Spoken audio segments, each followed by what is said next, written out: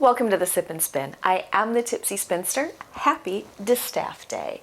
For today, it has been a bleak midwinter here in the Midwest. The sun has not been shining very often. So today, I broke out one of my favorite fabrics and I made a dress that says, it's 5 o'clock somewhere, and I started thinking about distaffs and support spinning, and one of my biggest frustrations with using a distaff is once I get the distaff charged, as I spin, my consistency starts to fluctuate as the fibers tend to either wrap around the distaff, especially if I'm using an arm distaff, or they compact in some way. So where I might start out with a very consistent spin, as I get going, it gets thinner and thinner and thinner, and I have to pull pieces out and I have to start over and over again. And one of my least favorite things to do when spinning is to do those joints. And it's not that I can't do them, it breaks the flow when you have to do those joints. Thinking about that, I reached out to Alan Berry, who is a very, very talented woodworker, and I posed a query. I said, here, this is what I'm thinking. Can you come up with a distaff that's going to give me the use of both of my hands, that's not going to compact in any way, shape, or form the fiber, that's going to give me a lot of different ways to use it? And he, of course, was up for the challenge, and I'd like to share with you today what he created for me, and it kind of ties in with the Tiki theme as well. So what he designed was a paddle distaff. Now, this particular type of distaff is usually associated with Eastern European and the Balkans. That's usually where you see this particular style of distaff being used. Alan created this amazing Tiki design for me, and then we went one step farther and he made a matching base, which I will show that as well because it's got the cats on it also, which are fabulous. He carries the cats and the Tiki theme through everything. So for this particular distaff, the distaff itself, the paddle, slides in like so, and then it just slips under your leg. Now, one of the things that I have been trying to figure out a way to do is to spin from the fold without having to break off those really little tiny pieces. I don't know if this is going to work or not. So this is going to be a distaff day win or an epic distaff day failure because I've never done anything like this before. I did take a break. I was not going to take a break for the 12 days of Christmas. Traditionally, Distaff Day is a celebration for women who start spinning again after having taken some time off or away from their wheels. And this year, I actually did take some time off and away from my wheels and my spinning. And I'm really glad that I did because now I feel like going into the new year, I'm going to have a much better idea or a much better take on the type of projects that I want to do when I'm spinning. So for this distaff, what I did, I put a piece of elastic on here and I'm going to spin it around like so, and I'm going to spin it around and then do that. Yeah, that's what I was. Okay, so it is essentially like this. So I have a lot of different places where I can charge or put my fiber. And I was doing some research on charging distaffs, paddle distaffs like this, and there's actually not a lot out there, which makes me very happy because that means I can pretty much make this up as I go until somebody chimes in and corrects me, which is fine. You're more than welcome to do so. All right, so what I did is I broke a bit of fiber into a smaller section, and I just have it loosely hanging down like this. And I'm going to put it in here. So essentially, when I start spinning this, I should be able to spin from the outside, or essentially from the fold going forward. So stay tuned. Let's see if this works or not. Okay, so I have the paddle underneath all of my crinolines in my dress, and it's sitting underneath my leg very securely. I love that I can move the shaft around to get it to where I need. Both of my hands are still free, and because of the height that we decided to do this, one of the other things that I ran into with distaffs, one, it was very awkward if I was trying to support spin with a distaff, and I found that as I was spinning, regardless of where the distaff was or what I was holding, I had a tendency to start scrunching up my shoulder and doing some very strange arm movements. So I'm hoping that by having this here, I'm limiting my range of motion so I can stay kind of within this box. And I've talked about that a little bit in previous videos, the importance of posture, and Mary of Kamaj Fiber Arts has really helped me understand the importance of having good posture when spinning. So new year, new idea, new goals, we're trying new things, healthy spinning being one of them. So the spindle, the bowl that I have is of course attached with a magnet to my dress because I love magnets. The bowl is Spanish peacock. The spindle is also Spanish peacock. This is a bottom whorl.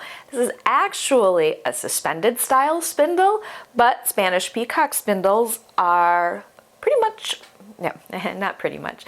Spanish peacock spindles are balanced, regardless of what they are. It can be a suspended spindle, a sport spindle. It's not going to leave the shop if it's not balanced. So I am going to spin this bottom whorl spindle suspended, and I chose this one with the heart cutouts because if this works, I should get some really beautiful colors popping through the bottom as I start spinning. The fiber is also from Mary of Kamaj Fiber Arts. This was in one of her spinning boxes a few years ago. And okay, so when the idea of spinning from the fold is you put a piece over a finger, or I always use my thumb. A lot of people use their index finger, and then you're spinning from the outside to the inside, which a smart person would actually demonstrate that. So let me grab a little bit of fiber. This will be a good way to get this started anyway. Okay, so spinning from the fold, you're going to fold it over, pull some out, and this will be a good way to get this started as well.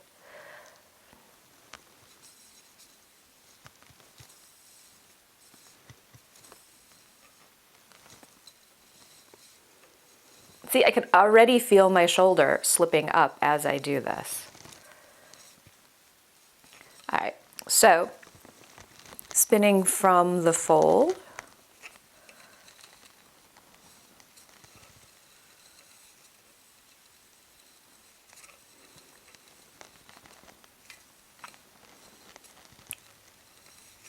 And then as I run out of one color, another color will pop in.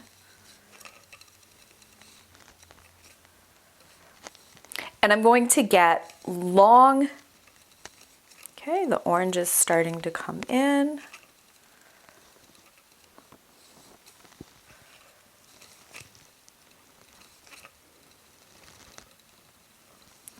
So the idea with spinning from the fold is you're going to get very long shifts of color. So now that I have a good leader started,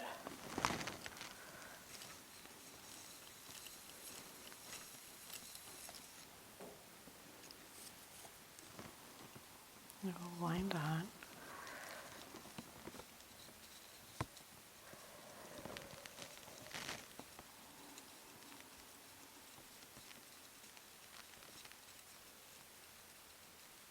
Like so.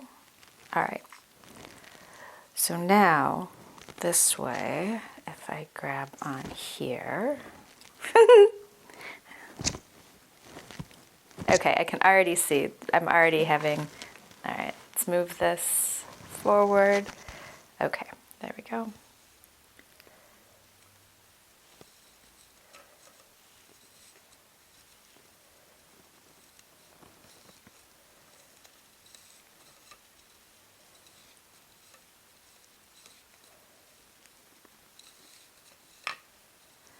Okay, I can see how going from the bottom up is probably not going to work quite the way that I want it to. Give me just a second. I'm going to try something a little bit different. I'll be right back. So what I did, I realized having the fiber down that low was not going to work well at all. So I tucked it over the top, but I'm still getting this really great color consistency, this really great, everything is staying where it's supposed to be, which is one of the things that I have always struggled with when it comes to using a distaff. So this is definitely one way to keep my hands close to the spindle. Although my left hand kind of doesn't know what to do now because I don't need it for anything. It's just kind of hanging out. That's what's great. Setting the fiber up this way, my left hand really doesn't know what it's supposed to be doing. I am still doing a temporary cup. So looking at, again, I'm spinning very fine. And I think that's probably one of the things that I've noticed most when using a distaff. Anytime I've ever used a distaff, my spinning always ends up very, very, very fine. So if you're struggling to get a finer single or finer yarn in general, distaff might be something that you would want to try. I like that my hands are not touching the fiber as much. Kind of an interesting sort of long draw as I do this.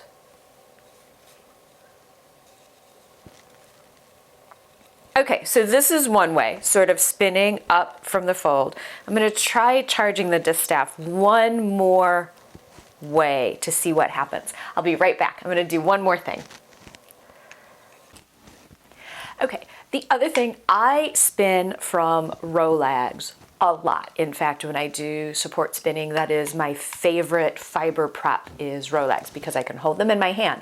And so as I was thinking about this, thank you so much for troubleshooting this and being here as I've walked through and started playing with my new distaff on Distaff Day. I realized that the idea behind being able to put a rolag on the front of the paddle and just securing it in some way was going to, and I was hoping, going to be my best use. And it took me a few minutes of troubleshooting with charging the paddle a couple different ways before I remembered, yes, that's right. I wanted to my original intent was to use this as a way to secure or hold rolags as I was spinning. So I very quickly just opened up that braid, did a quick little faux log using well, actually I was using a jowl again. So it worked well. And this, I think, is the best use of this particular style of distaff for me. My hands are not touching the fiber. I do have, I'm better at being able to control the consistency, so I'm not spinning super, super fine. I'm getting essentially sort of a long draw in the sense that this is a woolen prep. And so anytime you're spinning woolen with a woolen prep, you definitely want to keep your hands off the fiber because you don't want to squish all of the air out. So this is an excellent way to keep my hands off the fiber. I've definitely got latitude in, I can clearly see, I can much better see my drafting triangle. And because my hands are free, I'm not overspinning, so, which I have a tendency to do sometimes when I'm using support spindles. I have a tendency to put in a little bit too much twist. So if I do a ply back, we'll just take a section right here.